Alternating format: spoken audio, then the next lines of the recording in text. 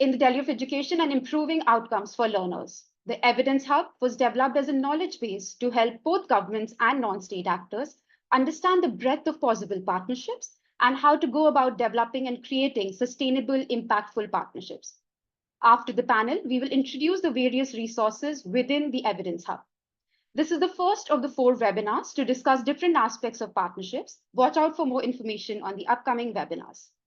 A few housekeeping pointers before we begin. This webinar is being recorded. We will be able to share a link with you after the event is complete. Please share any suggestions you might have through chat. We will pose it to the panelists during the Q&A post the panel discussion. Okay, without further ado, I'm very, very excited to begin this panel. I would like to begin by introducing our moderator today, Devang Vasanji. Devang is the founder and director of Elimosoko, an African NGO focused on the education sector. Elimosoko unlocks government financing for innovations developed in the non-state sector. With support from Hempel Foundation, Elimosoko is currently running pilot programs in Rwanda and Zanzibar. Devang is also a founding partner of Axum, an impact firm focused on Africa and the Middle East. Prior to Axum, he was a partner at Dalberg for 12 years, where he also led the firm's education to employment practice. Devang has worked with governments and in the education sector across East, West, and Southern Africa. Welcome all, and over to you, Devang. Thank you, Tejaswini, and welcome everyone. It's a pleasure to facilitate today's session. Let me start by introducing my 3 panelists. First, we have Danica Dymowska, who is the Chief Knowledge Officer at the Jacobs Foundation, where she has been leading the organization's knowledge initiative since 2020. Prior to joining the foundation, Danica founded and led the Scaling Education and Health Innovations practice at R4D and established the Center for Education Innovations. Danica has also worked with organizations such as the Council on Foreign Relations, Action Against Hunger, the Trickle Up Program, Religions for Peace International, and the National Democratic Institute for International Affairs. Welcome, Danica. We also have George Goebel. George is the Chief Strategy Officer for Rising Academies, which was founded in 2014. Rising sets up and operates its own networks of great value private schools, then use their technology and know-how to improve the quality of public provision. Today, Rising works across 5 government partnerships in Sierra Leone, Rwanda, Ghana, and Liberia that reach over 250,000 students. 90% of the students they serve are below the global poverty line, and 48% of the students they serve are girls. And finally, we have Ian Atfield. Ian is a senior advisor and education team leader for the British High Commission in Nigeria, based in Abuja. He has also worked with FCDO as an advisor in the UK, South Asia, Zimbabwe, and Tanzania, developing and overseeing education programs in partnership with governments and other stakeholders. Ian has firsthand understanding of the issues and inclusion and data related to disability. A big welcome to all my panelists. Let me start by setting the scene a little bit. My journey in the education sector started about 20 years ago, when one of my first conversations was with a non-state actor in working in an education system. Country will remain unnamed, and his organization had developed a cutting-edge tool for teachers, and he had been trying to scale it across the public education system. Unfortunately, the day I spoke to him, he had decided to close his organization because he had been in a procurement process with the government for 18 or so months and was making very little progress. Thankfully, things have improved quite a bit in the last 20 years. There are now a number of successful partnerships between governments and non-state actors around the world, including in middle-income and low-income countries. Just one statistic on that I thought was really interesting was government-aided non-state schools operate in 171 out of 204 countries, either through innovative programs such as the Outcomes Fund, or as technical partners to the government at district, state, and national levels. And so this collaboration and partnership between governments and non-state schools has been improving and growing steadily over the last couple of decades. However, it's these relationships and these partnerships are still not easy to come about. And so today's webinar is very much focused on sharing insights on how this path can be made easier, learning from our expert panelists on what's working and what's not working for them, and getting their advice on what the way forward looks like for them. The panel, in a working session we had with the panel, they decided to focus on two main themes that were important for the experience, and we'll start with those two themes. The first theme is around understanding government priorities and challenges.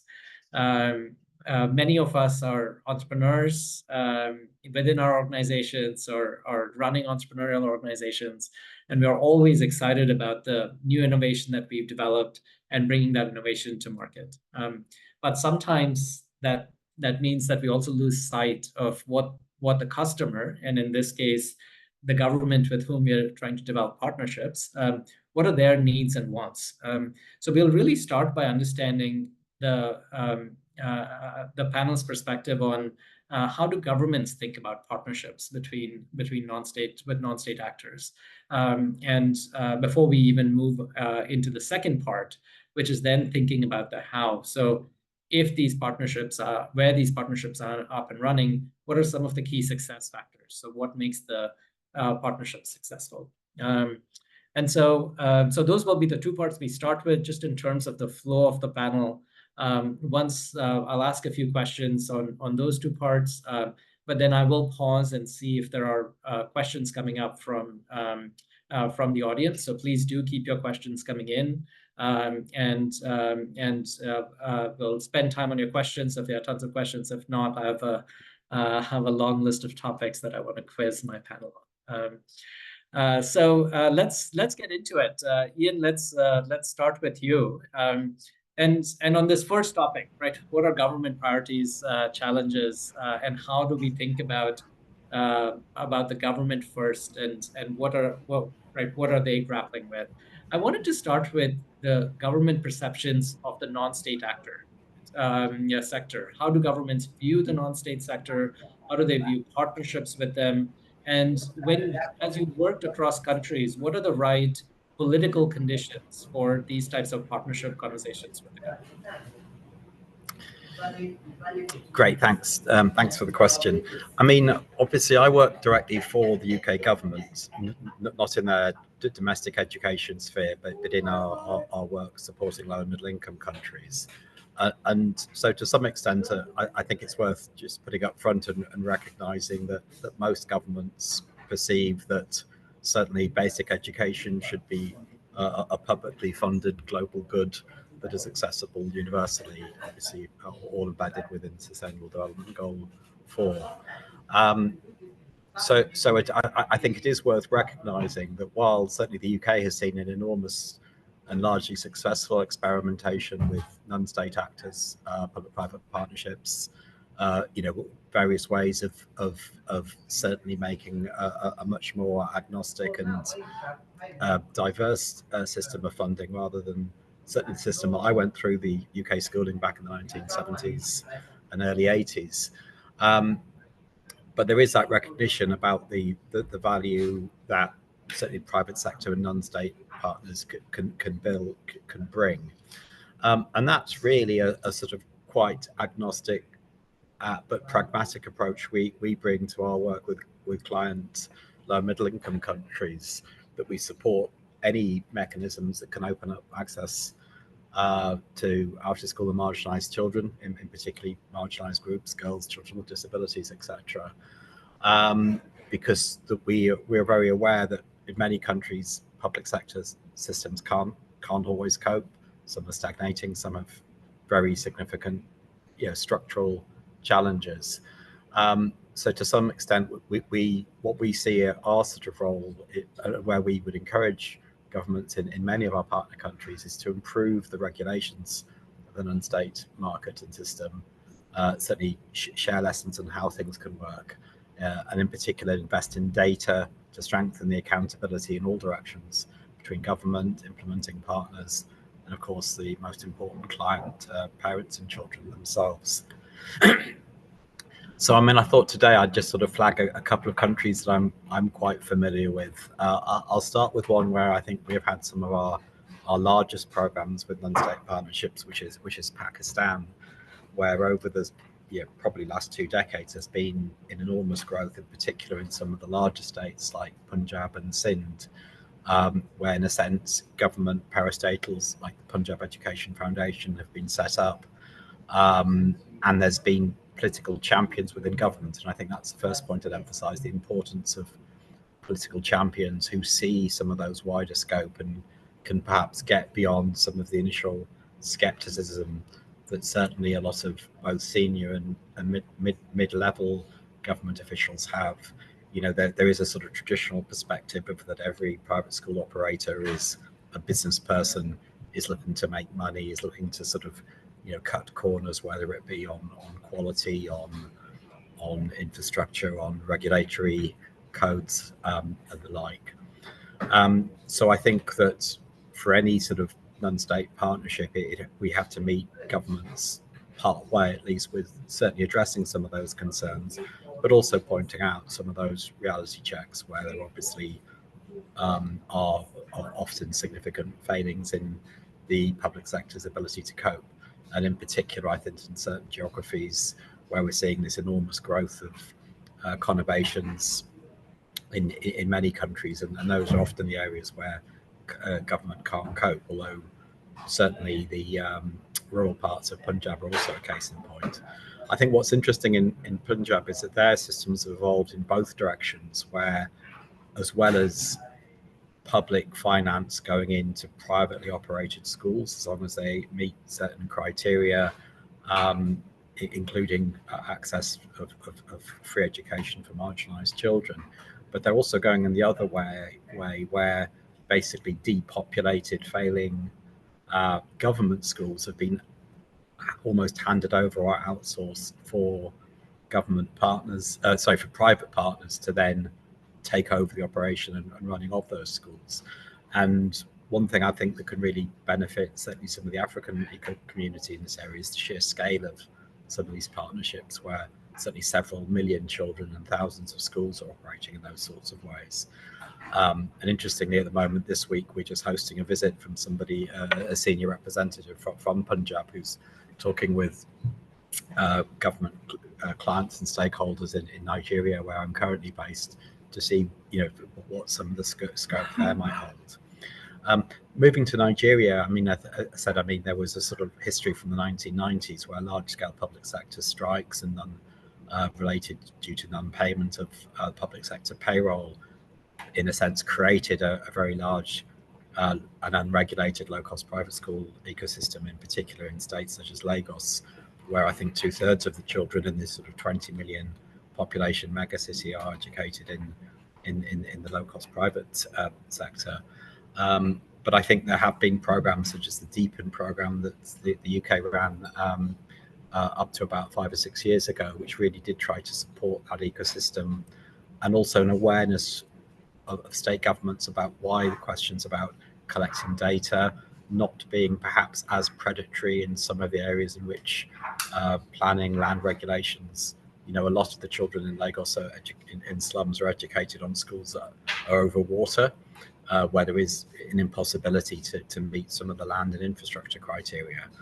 And of course, there's a sort of reality difference about how very large informal settlements work versus vis-a-vis more stable areas. We're found doing data surveys again to promote. And thousands of schools that were formerly unknown were found. I think the other sort of point I'd factor is about getting governments to engage with associations of schools. So while there hasn't been a particularly large growth in chains or networks of schools, and perhaps colleagues from Rising Academy is perhaps more the exception than the rule in West Africa. But these associations which represent the interests of individual proprietors are incredibly large, and with that size comes responsibility and influence. thinking of the formidable Schools Association, or the Association of Muslim Schools, that operate down in Lagos with thousands, in some cases tens of thousands of members. And I think that they provide a very useful body both to promote quality assurance, promote opportunities to upgrade the skills and professional development of staff, but also for them to self-police, to self-regulate. I think systems which enable a parent to see distinctions between quality in terms of examination results, learning outcomes, in addition to fees is really important, because there is a mismatch whereby parents see information on in pictures of infrastructure, uniforms, the results of the best children being widely advertised, but that obviously doesn't give a full picture. So I've skated over a few of the areas and happy to drill into any of those if time allows. Thank you. Excellent. Thank you. Thank you, Ian. Thank you for kicking us off. And maybe, George, I'll go to you next, since we started talking about Rising. That you've forged partnerships with governments across a number of different countries. Can you give us a sense of how have those partnerships been similar? How are they different? How have they evolved over time? What would you do differently in your next partnership? But really, we still want to stick with understanding the government's perspective, right? How has that been similar or different as you've engaged across 4 different governments? Great, thanks, Devan. Yes, I'm very positive about the way in which the landscape is evolving, but also individual partnerships that we've experienced over the last few years are evolving too. I'll talk about Liberia briefly. When the Liberia partnership was created in 2016, it came under quite a lot of. It was quite controversial. There was a lot of concern that this was privatization of the sector, and that the ministry were sort of absorbing themselves of responsibility for running schools. And I think 8 years on, you can see that that's not happened. The ministry has very clearly remained have full responsibility and full accountability for schools. They have reformed the program very successfully a number of times. They've identified whether there were issues and failings and made progress. They've removed weak performers and underperformers from the program and expanded people who've demonstrated evidence of improvement. And so 8 years on, I think the program is in a much, much stronger place than it was back in 2016. And I think a lot of people were skeptical that the Ministry of Liberia would be able to pull something like this off. And I think that's bodes extremely well. And we've seen similar things in our work in Sierra Leone, in Ghana, and more recently in Rwanda. One thing that feels consistent across all of those partnerships is that the ministries are looking for long-term partners, in the very truest word of partners, who have a sort of deep commitment to the challenges and this sort of feeling of working side by side for the long term. And I think that when I look at teams across our countries, that is really the relationship that's happening. You are working on the particular MOU you have, but actually often we're working outside of that as well to help ministries with other issues that are upcoming. And it is this really true sense of the word partnership, which I think is very exciting. The majority of the partnerships that Rising work in are multi-provider partnerships, where you have 4 or 5 different organizations. They each bring a kind of academic model, a set of innovations. They work with schools. There's evidence generated from those programs over a number of years, and then the ministry can then identify things that they like, things that they think they can adapt and adopt, which I think is it's still a very useful way of approaching these types of partnerships. I think there's interesting questions around how you support ministries to really identify the most impactful opportunities and then bring those into the public sphere. I think that the Elemo Soko initiative, Devan, which we've worked on together, is a particularly interesting concept, because what it's doing is working closely with the ministry up front around what are the specific priorities of the government.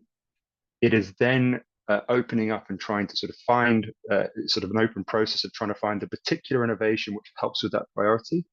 And then it's saying, right, we're going to test this very quickly, and we're going to try and find out whether we think this is the right answer to the challenge. If it is, we're going to kind of look to aggressively scale it. If it's not, We're going to move on and we're going to look for the next thing that could work. And I think that is a very innovative approach to these types of partnerships that I think will be interesting to explore further. From Rising's perspective, again, the majority of the partnerships we've generated evidence in over the years have been where Rising is the kind of doer of implementation. But Rising has been the main delivery partner with the ministry side by side. In the Rwanda partnership that we're in, it's the first time where we've kind of handed over our tools and technology for the ministry to be the doers and the implementers.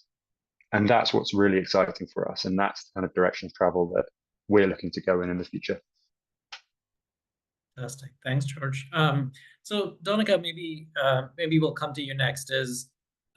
We're beginning to hear, governments are anxious about relationships with non-state actors, especially if they don't have the right political champions and so forth. But what they're looking for is some of these longer term partnerships, and where those are in place, that obviously be it in the public sector, but this is true for the private sector as well.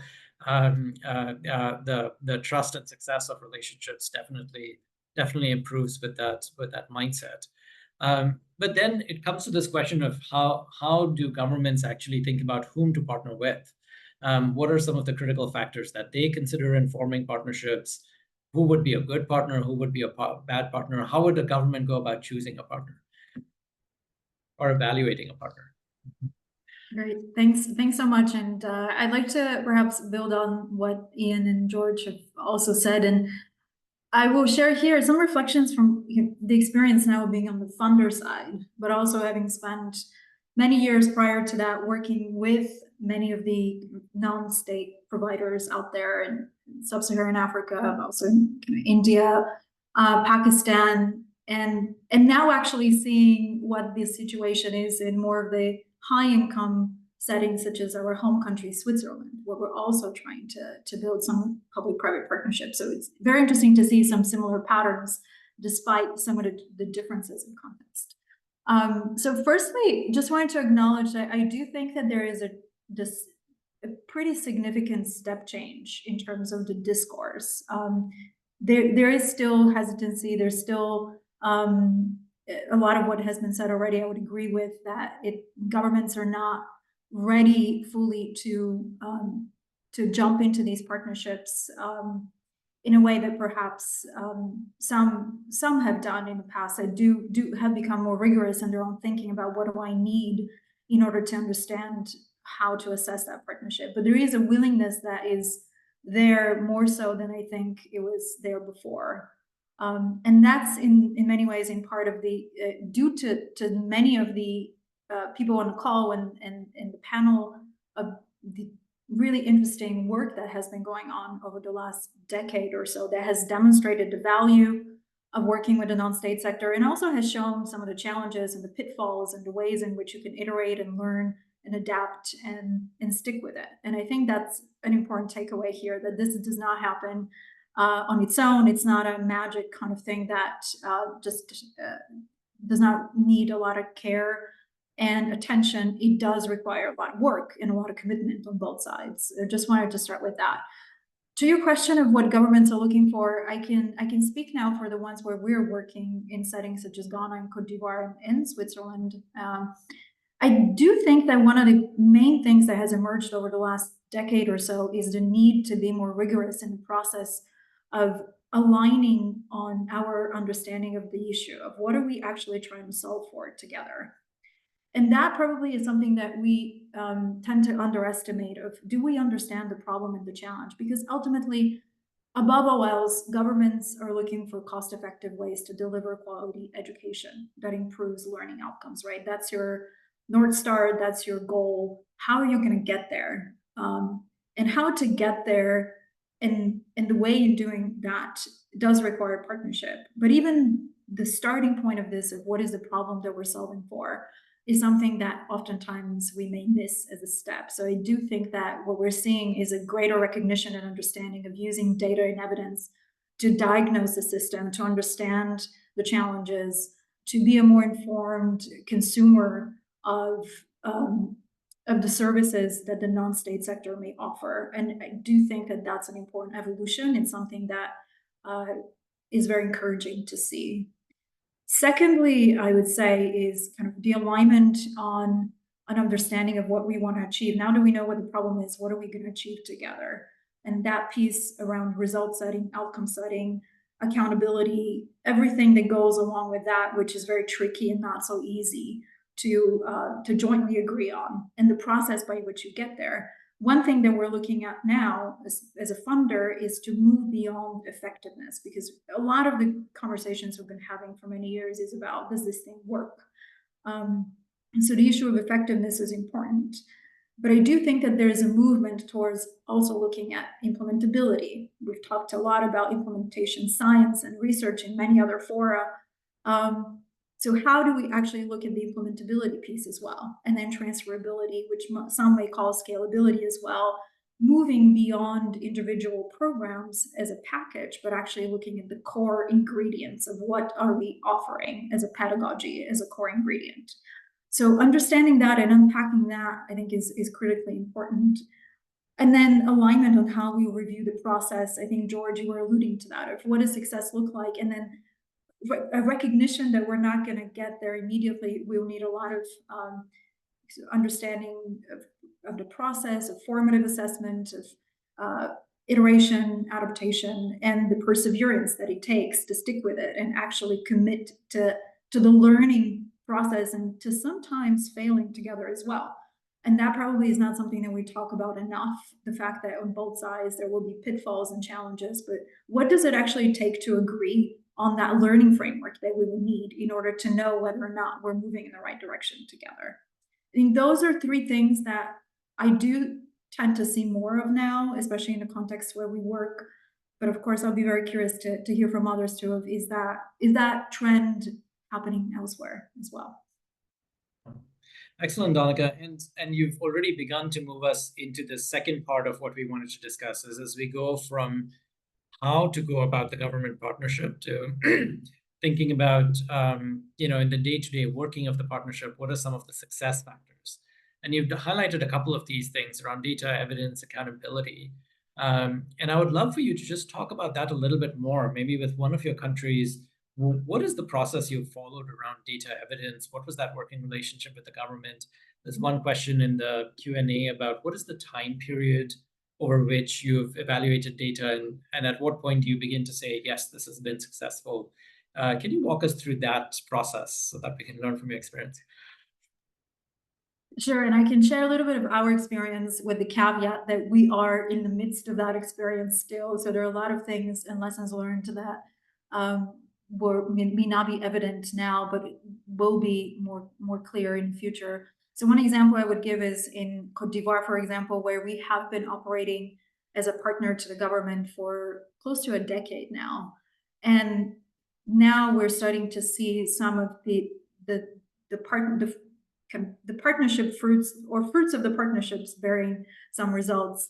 One thing that has been really important from the get-go in that relationship there is that in the beginning of the partnership in Côte d'Ivoire, we started with evidence as the backbone to the relationship of what do we know to be the challenge, what is the government looking to achieve, and who out there is actually delivering on the or has a model that has promised to tackle that challenge. So it was a fairly heavy analytical exercise. At the time, I was involved, not as a funder, but at R4D as part of the team that looked at the different models around the world and went through a pretty rigorous, I would say, process of narrowing it down to a few programmatic interventions that we presented to the government and said, these are things that you may consider as part of your process for funding that you may introduce in your education system. So that took quite a bit of time, probably over a year of analytical and partnership building. In the meantime, there are many things that were going on the ground in Côte d'Ivoire to build a relationship with the right stakeholders in government. That point around champions and how do you actually even get buy-in, not only for the process itself, but also for something that for the continued support that you require in order to build momentum within government to support this. Some of the things that just fast forward to a few years from ago and then now is then we now have a fully operational facility, co-funding facility, the Child Learning and Education Facility, CLEI, that is operating in Cote d'Ivoire, and that is a public-private partnership between the government, philanthropic foundations, and cocoa and chocolate industry. So that's a pretty unique, different type of non-delivery in that case, as a partner that is financing the education system as a private partner in the form of the chocolate industry and the cocoa industry. But you do have funding that goes to non-state interventions that are being supported to scale up in the education system, such as teaching at the right level, which is now, the model comes from a non-state provider, but the implementation comes from government, which is a very interesting model, which is almost a reverse of non-state delivery. Here you have government delivery, but the original model has been incubated by a non-state provider or an NGO. And that's an interesting model to look into as well, among the different kinds of models that exist out there. Absolutely. And Donica, this question of time period. So what is the typical length of any one of your programs? At what point would you exit and hand over? Interesting question. I mean, we have, currently we're in a 10-year strategy period, which is, I don't know if it's longer than most funders, but it does tend to be on the longish side. I will say, what has been interesting to see is that many of the things that we've been working on in Cote d'Ivoire only started to take traction very recently. So 8 to 10 years into it, we're seeing more take up of the original work that we started together.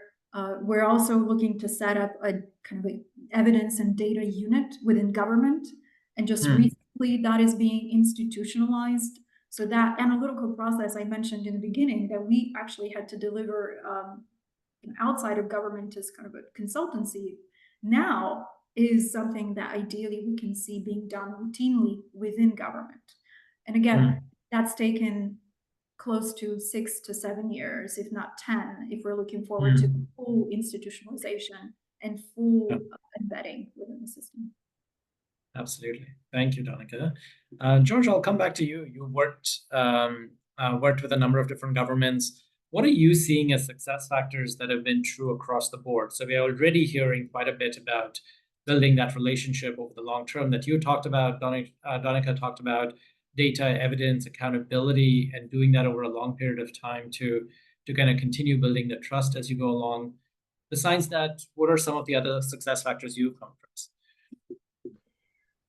Yeah, so let's take for a given that your organization has a set of tools or technologies that are well matched to the priorities that the government is looking to work on, and you're entering into this agreement. To me, what really matters, and this is often the case in so many elements, it comes back to your organizational culture. And I think that there are a few examples of this. So, I mean, one is when we go into working with schools and working with government, fundamentally what we're trying to do is to bring tools and technologies and ways of doing things which make people's lives better, which empower people, make them enjoy their jobs, deliver great results. And often I see organizations bring things into these partnerships, and the way in which that's delivered, that's not the feeling that's left, right? It's not the feeling of how teachers are feeling during this process, not the feeling of government. And I think you have to be very, very reflective as an organization about, you know, what are you bringing, how are you bringing yourself to this partnership? I think humility is an incredibly important element to this. I think with that comes a great deal of flexibility and understanding that you are going to have to adapt to the circumstances you find. You're going to have to do a lot of listening. I think those things are critical. All of Rising's 5 partnerships look different. They're all different for a variety of reasons, but particularly because they're being personalized to the individual priorities of the governments and the context that we're working in. That said, I also think that these partnerships present an opportunity to kind of bring a new energy to certain issues. And as a partner, you want to use that moment to to try and galvanize a particular issue, to be able to work with the government to push a particular agenda that they're trying to achieve. And to give you, one practical example from our experiences in Liberia, when we first started working with schools there, the schools would typically close around 12 o'clock every day, lunchtime every day. And the ministry were asking us, we want you to extend the school day. We want that to happen. And it was the partners that were able to bring that change around in a very positive fashion. And that then helped the ministry to unlock that in the broader system, because they could then point to the successes of what was happening in these partnerships as a way of saying, schools can go on to 3, 4 o'clock in the afternoon. So I think that's really important. And then again, I just really want to hit home on this, I think from a mindset standpoint, it's absolutely fine for the government if they don't have a long-standing relationship with a provider and they can see that provider is not delivering progress and is not delivering on the roadmap that's been agreed. I think it's fine for the government to say, thank you very much, we're going to move on, we're going to go to something else, and to do that quickly.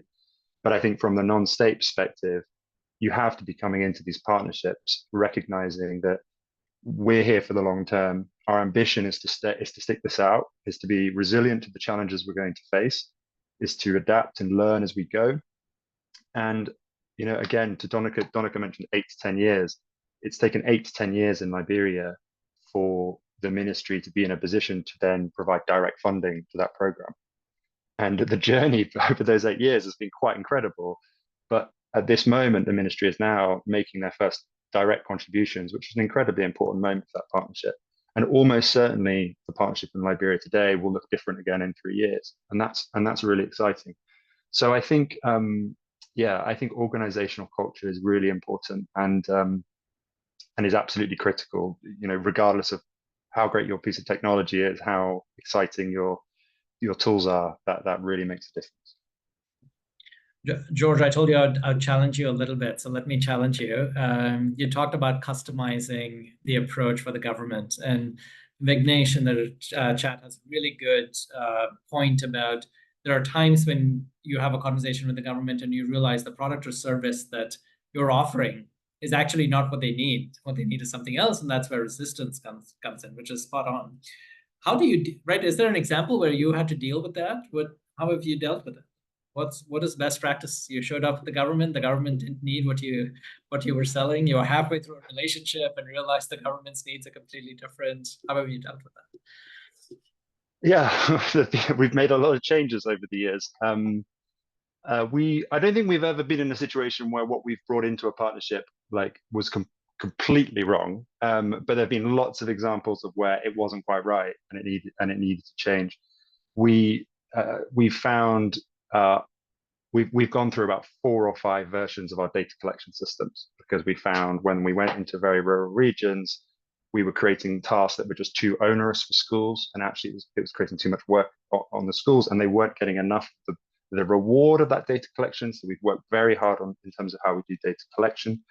I think we've had to work a lot in terms of bringing down the costs of our overall academic system. So when we started in Liberia, we brought a kind of full school model to that partnership, and that was costing around $62 per student per year.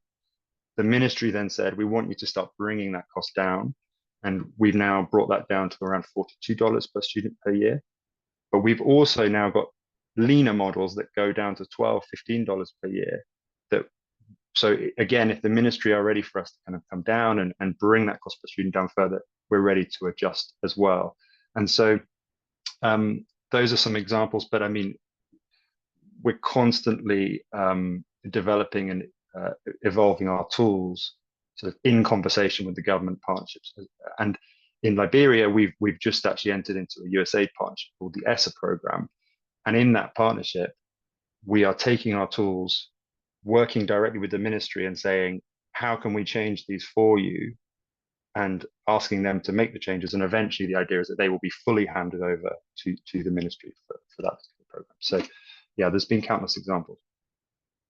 Excellent. Thanks, George. Ian, we'll end with you before I open up and see if there are questions we've not answered. I want to kind of continue bringing back this question around in working with government, what are some of the more challenging situations? So you've already answered this question in the chat around what is the right entry point with the government, right? Is it the right is it the right political cycle? Do you have a champion, and so forth? But there are a couple other questions that I'm seeing in the chat around. What about funding relationships with the government, right?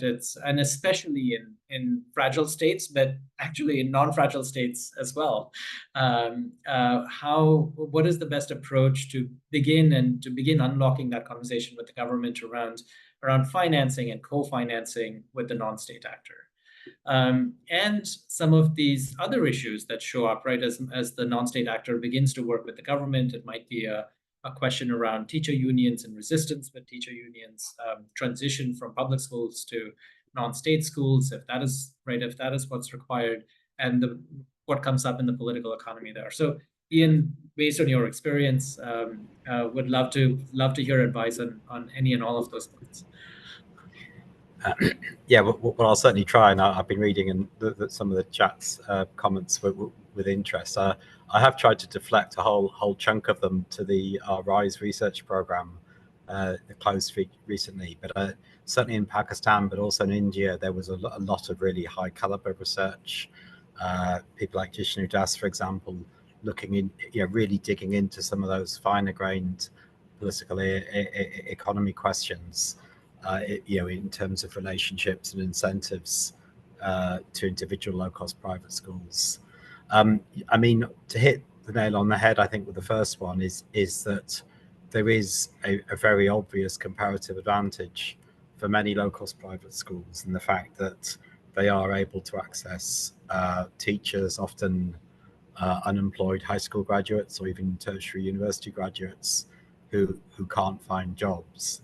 And certainly there's a reality in many countries that secure public sector jobs, including teachers, can often pay, are often paying 2, 3, 4 times the magnitude salaries, or with some degrees of security of tenure that is not available in individual schools. And that does create a mismatch, and it creates some very valid criticisms which trade unions come, for example, on the employment of young female workers who are often living in rural communities in Pakistan where they've got almost zero options for paid employment, and therefore are willing to work for salaries which are very far below agreed salary rates and union rates. But of course, if you drill into the learning assessment surveys, you'll find that typically a lot of those schools do get better learning outcomes and scores, not just perceived. They are getting at equivalent and sometimes better learning outcomes. And obviously the logic would suggest that this is because there's direct accountability mechanisms, which often fails in public sector systems, about teachers' behaviours turning up, while there's all sorts of legitimate grievances that public sector unionised teachers may have, and we see this in all high, middle, and low-income country contexts. So I think that it does take a degree of pragmatism. I mean, the reality I've observed is that in many government schools in low and middle-income countries, there's a whole range of contracting mechanisms for teachers. Not all are fully tenured and protected. Many are on, short-term contracts or various other sort of forms, and there's often very significant condition and pay differentials there. So I mean, this is, I know, it's sort of boiled to a head in a number of countries, not least I think in Uganda with Bridge International Schools in the past, which was a big controversy, I think, about 5 years ago. So I mean, there is no sort of universal answer to this. I think that thinking back to governments and government leaders, obviously they're forever trying to balance these issues about, what is affordable in public sector pay discussions versus that question about the spread of jobs, economic opportunities in countries, and the reality which I think is a major distinction between high income and low middle income countries, where there are no minimum wages, and the majority of the workforce is in the informal sector, obviously that creates huge differences into how these systems can work. So I would advise people to look in particular at some of those examples. There's lots of, I think, wider research, and of course, knowing while I haven't had the opportunity to delve into the toolkits and all of the resources on the Global School Forum network with the people who I know have been putting it together, I think there's a whole wealth of learning literature reviews that can drill into some of those questions for people who want to take it further. In the sort of real protracted crisis situations, I know Somalia came up in the chat. I think that's generally where there is more opportunity for direct development partner finance to support, certainly supporting salaries of refugee teachers in refugee camp contexts. So, Cox's Bazar, for example, on the Rohingya crisis, or in Somali schools in northern Kenya, or in schools in northern Uganda, people spilling over from the South Sudan. That this is where I think there is a lot more scope, in particular with NGO and religious philanthropic schools. I mean, I would say, certainly in the north of Nigeria, where I'm based, the Islamic, Quranic, and Sangha education, IQTE schools, are incredibly important for providing. And I think one thing that people forget is where you have non-state schools with religious community ethos, it's much easier for those to get community buy-in, to get cheap or free infrastructure to use, and avoid, again, some of the areas where public sector schools, public sector infrastructure often gets destroyed. We just had a round of governance protests of cost of living in Nigeria. There was wide scale rioting, looting in 4 or 5 of the major cities of northern Nigeria, but of course schools associated to mosques, Quranic schools, generally would be exempt from that, where government warehouses with, say, humanitarian food supplies were being looted. So that's another factor to think of, in particular in protracted crisis situations, going with community and religious norms. Thanks. Excellent. Thanks, Ian. We're running out of time, so we'll need to answer some of these questions over the chat. But I wanted to end with one question, maybe to all the panelists, and then I can sum up. One, there are a couple of questions around quality, that especially as you're developing these relationships with the governments, where we are trying to get government contributions, funding towards these programs as well. There are obviously budget pressures, and as we're dealing with these budget pressures, there are kind of cost per student targets that we are setting, that we are having to meet. Sometimes there's a perception that you're coming in and providing kind of a low cost and hence a low quality outcome. And so there might be questions around that. There are issues around their trade-offs with learning outcomes. There are trade-offs with what we think of as modern education outcomes that we want to see: equity, 21st century skills, cooperation, student-centered learning. Do some of those get compromised as well? So how do you think about this balance between cost and quality? And I'll open it up to any one of our panelists who wants to jump in.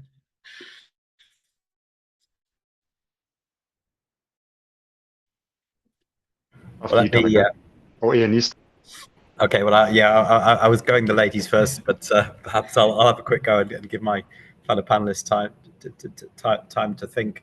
I mean, I think that first on what governments can offer, generically, it's easier for government to offer, incentives in terms of breaks on taxes, subsidies, access to land. Often, and this again is sort of the world over, the government often, has, those are things which are much within its power. And I think that, ways to structure concessional finance towards institutions for non-state actors to have in development plans is much easier than asking directly for direct government cash inputs. And I think again we're recognizing the political economy that both non-state, but in particular for profit institutes, even if it's only a sort of individual proprietary type school, where there is profit motives, that does create distrust, and it does create, powerful disincentives for government to provide cash directly. I think on perceptions of quality, it very much is whose perception. I mean, one of the biggest trends that I think hasn't come up on this call today is about the medium of instruction and language on offer. So while, I mentioned a couple of the places where private schools traditionally will promote, the word internationalism is often inserted into the school's title, but in particular, use of English medium in primary schools is extremely common across South Asia and many parts of Africa, where English is not the vernacular or mother tongue for the sort of dominant language group.